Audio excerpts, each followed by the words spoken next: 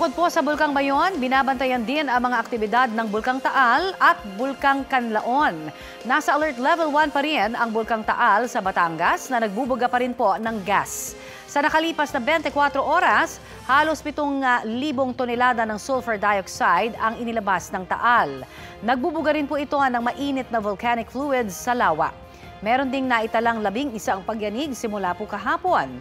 Nasa alert level 1 din ang Bulkang Kanlaon sa Negros Island dahil po yan sa bahagyang aktibidad sa bulkan.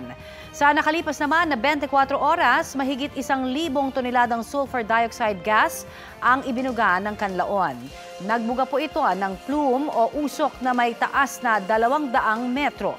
Naobserbahan din ang pamamaga ng bulkan. Paalala po ng PHIVOLCS na huwag pumasok sa permanent danger zones ng mga nasabing bulkan. Kaugnay nga po sa pagbabantay ng PHIVOLCS sa aktibidad ng mga bulkan sa bansa, makakausap natin si PHIVOLCS Director Teresito Bacolcol. Magandang umaga po muli sa inyo.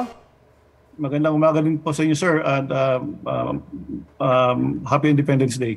Opo, Happy Independence Day din po sa inyo. Ano pong latest assessment sa aktibidad ng Bulkang Mayon? Magtataas na po ba kayo ng alert level? For now, hindi muna. Again, we are assessing the situation on a day-to-day basis.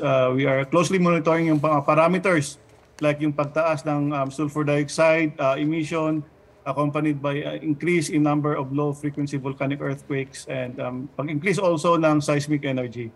And of course, yung pagpamamaga ng volcanic edifice. So ito yung mga parameters na tinitingnan natin kapag humahaba yung lava flows, for example. For now, nasa lang siya 1 to 1.5 kilometers from the summit. So kapag humahaba siya, naging frequent yung pyroclastic density current events natin, then we will raise it to alert level 4. To some extent, ito pong pag-alboroto ng Bulkang Mayon, yung regular na activities niya, mas nakakabuti ho ba ito kaysa dun sa biglaan na lang siyang sumabog? Tama po kayo. Actually, this is already technically an eruption. This is what we call effusive eruption, which involves slow release of magma onto the volcano's edifice. So mas maganda na kung ganito na lang, sana masustain na ganito para walang build up po ng volcanic materials doon sa bagong lava dome natin na form o nakita nung weekend. Gaano po kalaki itong bagong lava dome at gaano kabilis yung kanyang paglobo? Tinitingnan pa natin to kung ano yung volume niya. But yung old lava dome na extrude dati, umabot po ito ng mahigit 200,000 cubic meters.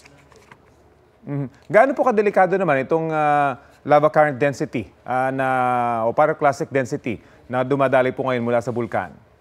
Again, kung nami-maintain itong lava flow na dumadaloy sa bulkan, ganito lang effusive, slow, hindi po ito delikado. As long as hindi ito bababado, lalagpas doon sa 6-kilometer permanent danger zone. Mapunta naman po tayo sa Bulkang Taal. May significant activity ba kayo na mamonitor sa ngayon? Sa Taal naman, we recorded 11 volcanic earthquakes yesterday, and we also observed 1,200 meter high steaming activity kahapon din. Tapos yung SO2 measurement natin kahapon average 6,884 tons per day, which is slightly higher than the 6,304 tons per day that we measured on June 10. Pero mas mababa pa rin ito kaysa last week, umabot na ito ng 9,000 tons per day. At yung Bulkang Kanlaon naman po, kumusta ngayon? Yung Kanlaon Volcano starting kahapon 5 a.m. and 5 a.m. Today, nakapagtala po kami ng 2 volcanic earthquakes. We also observe active steaming which is around 200 meters high sa Kanlaon Volcano. Sa lahat po ng mga aktibidad na ito ng 3 bulkan, delikado ho ba na mag-sightseeing dito or merong area lang na pwede namang makita yung beauty nitong mga wonders na ito ng bansa?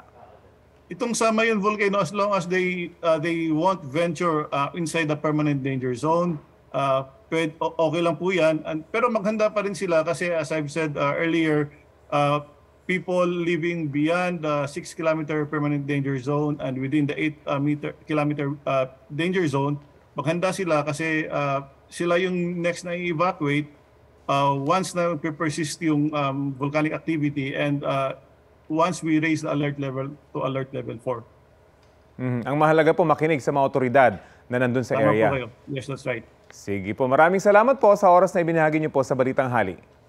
Maraming salamat din po sa inyo. Si FIVOX Director Teresito Bacolcol.